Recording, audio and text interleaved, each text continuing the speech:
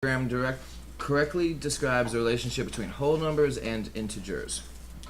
Okay, so in the number classification system, we have a huge group of numbers that are called rational numbers, and that's just about any number you can think of. It's any number that can be written as a fraction.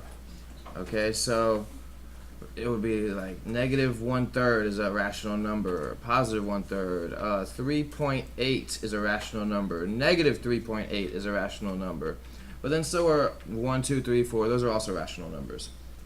Inside the rational numbers, we have something called integers. And integers are going to be without the decimal or the fraction. So integers would be negative 1, positive 1, negative 3, positive 3. Those are all integers. 0 is also an integer, but 0 is also in another group. So 0 is an integer, but 0 is in a group of numbers called whole numbers. It would be 0, 1, 2, 3, 4, 5, 6, 7, 8, 9. Those are all whole numbers. And then inside the whole numbers, we have a group called natural numbers or counting numbers. And that does not include 0. It's just 1, 2, 3, 4, 5, 6, etc.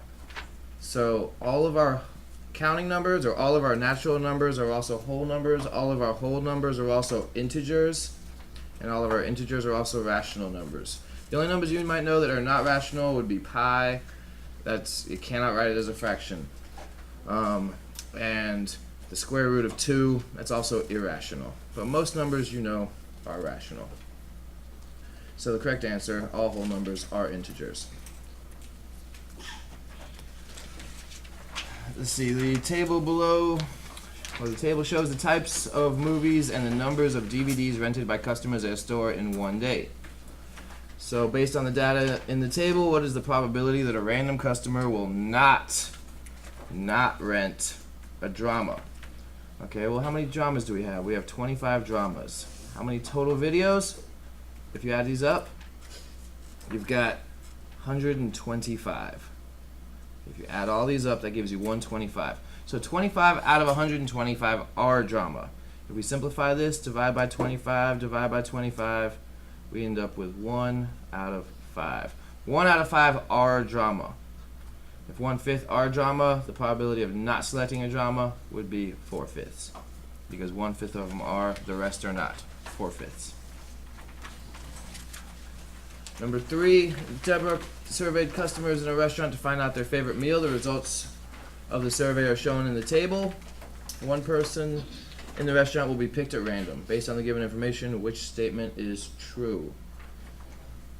The true statement here, a person's favorite meal is 4 times as likely to be chili as it is to be vegetarian. Vegetarian is 3. 3 times 4 equals 12, which is the number of people who had chili. So yes, B is the correct answer for number 3.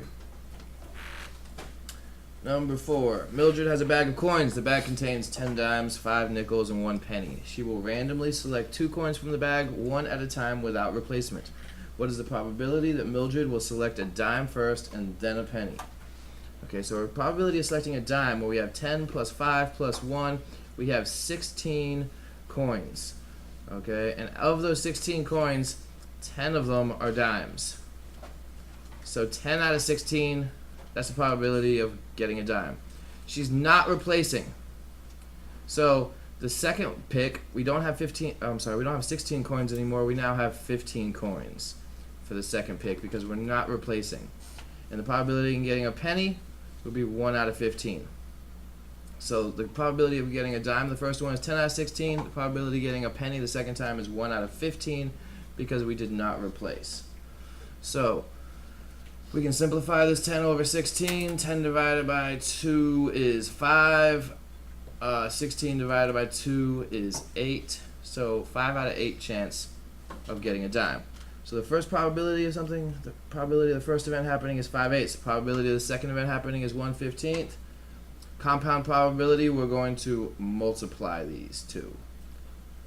So when I can cross simplify these, I could go straight across or I can cross simplify. 5 and 15 are both divisible by 5. 5 divided by 5 is 1. 15 divided by 5 is 3. 1 times 1 is 1. 8 times 3 is 24. So there's a 1 out of 24 chance of getting a dime without replacing, then getting a penny. The 17 students on a math team want to raise $483.62 to buy practice books. They have already raised $218.25. If each student raises the same amount, how much more money must each student raise? Okay, so we've got $483.62, and they've already raised $218. They've already raised that much. So when we subtract these, we get $265.37. That's how much they have left to raise, and there's 17 students. So we could take each one of these numbers and do times 17 and see which one gives us 265.37, or we can take this 265.37 and divide it by 17. 17 goes into 2 0 times, 17 goes into 26 1 time. 1 times 17 is 17, 26 minus 17 is 9. Bring down this 5. 17 goes into 95. Let's write out the multiples for 17. We've got 17, 34, plus 17 would be 51, plus 17 is 68, plus 17 is 85. And we couldn't fit another 17 in there without going over 95, so the number of times it can go into 95 is 5. 17 goes into 95 5 times, bring our decimal straight up. But we can stop right here because only one answer choice starts with 15. So 1561, and if we kept this going, this would give us 61. Number 6. Frank and his family drove 6 hours every day during a road trip. Which graph best represents y, the total number of hours driven in x days? Okay, so if you look at A, that gives us 1 day would be 12 hours. That's 12 hours per day. So A is out. Let's look at B. 1 day, this is going by 2, so 2, 4, 6, 8, 10, 12, 14, 16, 18. So we've got, for 1 day is 6, 2 days would be 12, 3 days would be 18, and 0 days would be 0 hours. So there we go. It's B. Number 7. The cost of 3 pounds of grapes is $6.57. What is the constant of proportionality that relates the cost in dollars, y, to the number of pounds of grapes, x?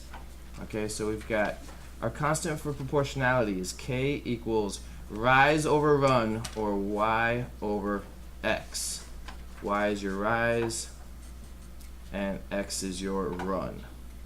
That's our constant of proportionality.